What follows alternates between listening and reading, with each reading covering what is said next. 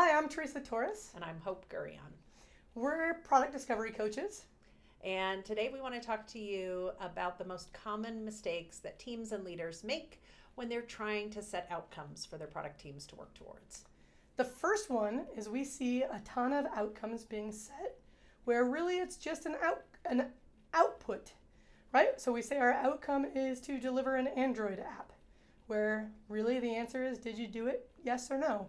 It's not really an outcome. That's just taking an output and putting it in outcome language.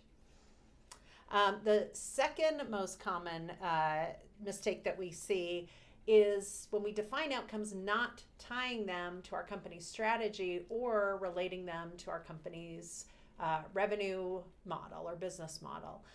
And so the challenge for teams in this situation is that they might be working towards a goal. It might be something they can measure. It might even be something they think is meaningful, but they can't effectively understand or communicate the degree to which they're having an impact on the business because they can't link it, relate it to a company's strategy or the way the company makes money, or if they're in a cost-saving mode, the way they save money. So that makes it very challenging for teams when they're negotiating. And this is frankly a product leader responsibility to give them that strategic context and to understand, diagnose when your teams either don't have sufficient understanding of the strategy or don't understand the company's business model. Very awkward to find that out when you are watching the teams try to make progress towards something they don't really understand why it matters. Definitely, and this is tied to our third common mistake, which is when teams are given outcomes that are outside their span of control. We see this a lot when executives think in business outcomes, and they just give those business outcomes to a product team. Things like grow revenue or increase market share. Very few product teams directly impact those outcomes. Instead, what they can impact are product outcomes, behaviors that occur in the product, and they often need help translating from business outcomes to product outcomes. Another thing that sometimes happens, which is almost at the other end of the spectrum that you just described, which is they actually set what we call a traction metric as a team's outcome, which may be within the team's realm of influence, within their span of control, happens in the product, but is usually too narrow for a team to focus on. So an example of something like this would be increase the percentage of users who viewed the performance report. Something like that, where it's maybe behavior-based, maybe within the team's realm of influence, but is too narrowly defined, doesn't give them enough latitude to explore the opportunity space, doesn't give them enough connection between that and the company's strategy and business outcome, and oftentimes can be something that maybe the customers don't even care about. It's almost like a vanity traction metric for the company. Yeah, the way I like to test whether a traction metric is a good discovery outcome or not is it possible to have a happy customer who never uses that feature? If the answer to that question is yes, then why are you trying to convince a happy customer to do something they don't want to do?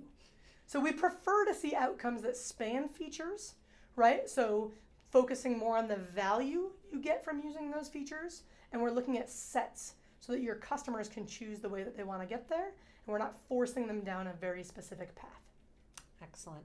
Another challenge that we see are when companies set outcomes for teams and it's, again, beyond their realm of influence. So sometimes it is what you said, which is it's a business outcome, which usually requires multiple teams to be able to make progress on a business outcome, also a lagging indicator. But sometimes we're setting outcomes and then recognizing that we have inter-team dependencies. Maybe it's other product teams. Maybe it's the marketing team or the customer support team, and that can be very frustrating and demoralizing for a product team when they're tasked with an outcome that they really have to coordinate with other teams who may not share that same outcome or may have a different outcome that they're working towards. So again, we want to make sure that we're finding that sweet spot of an outcome that's within the team's realm of influence, or if it truly needs to be a multi-team outcome, then make sure multiple teams who have influence on that outcome are working together to achieve it. Definitely. And a little bit related to this, we see a lot of teams, I talked about, we want to measure the value to the customer. Oftentimes that's not very measurable, right? So we often see teams shy away from setting that as their outcome. I'll give an example from my own personal experience. I worked at a company where we tried to help new college grads find their very first job out of college. And our company was really tempted to measure the value as applying for a job. You were successful when you found a job you wanted to apply to. It's very measurable. It happens on our site. No problem. I argued I don't get value from applying for a job. I only get value when I get the job. And I really wanted to push our teams to measure all the way through to the hire. There were real challenges with that. It's actually employers don't want to tell you when they hired somebody.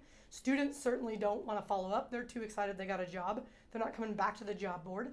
But we found creative ways to do it, and it really led to a much better product because we focused on when does the customer get value. So on day one, it doesn't have to be measurable. It just has to be directional. And then knowing with time, you'll figure out how to measure it as you learn more about how to impact it. Another challenge that impacts teams when they have outcomes that are challenging to work on is when they're just focusing on a sentiment metric like customer satisfaction or NPS, which is even worse because it's a lagging customer sentiment metric.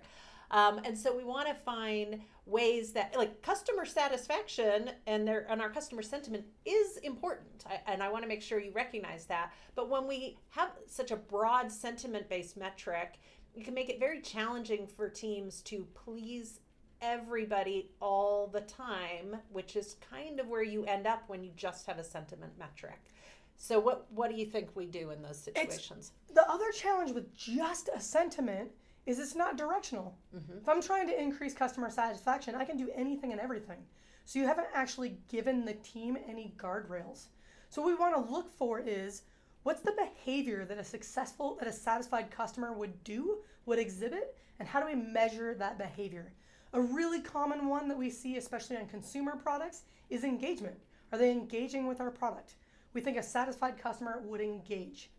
Now, in the industry right now, we kind of have an obsession with engagement, and we can take it too far, right? So we see this with Facebook. Facebook was very good at getting us to engage.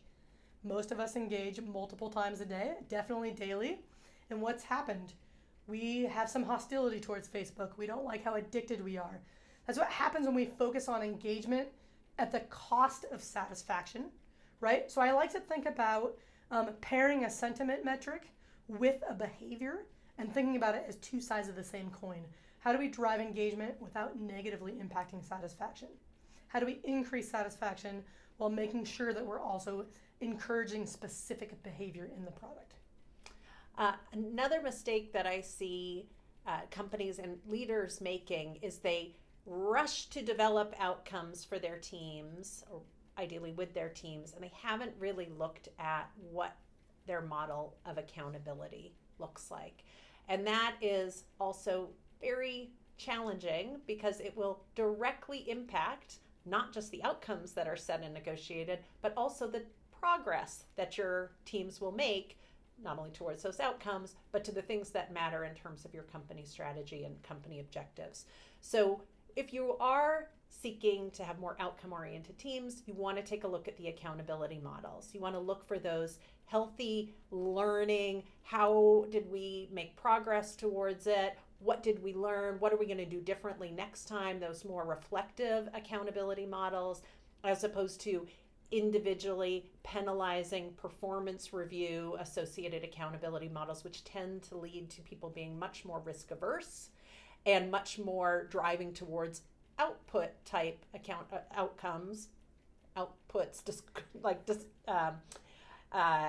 disguised as outcomes, because they want to make sure that they have certainty and they don't want to take those risks on. So that's another mistake that I see teams and leaders making. I think on the accountability side, a way to think about it is, are you encouraging a learning mindset or are you encouraging a performing mindset? And it's really hard to get both at the exact same time. So we like to see outcomes used to encourage learning. Obviously, we also want to see our outcomes go up, so we want to see some performance. But when we optimize for learning, we tend to get that performance. When we optimize for performing, we start to see things like teams sandbagging on their outcomes, individuals competing with each other instead of collaborating. So it's a good thing to keep in mind is when setting outcomes, think about learning rather than performing. All right, so we one thing we'll share is we love that that more and more teams are talking about defining outcomes. We do see a lot of common mistakes, which is why we designed a class called Defining Outcomes that teaches you how to start with your business model, right? How your company makes money to make sure that your outcomes support business value. And then Hope's designed some really great activities to help you map out different ways you can influence those outcomes and really look at what's the most important one to prioritize right now. So if you want help learning how to set better outcomes, take a look at that course. You can find it at learn.producttalk.org.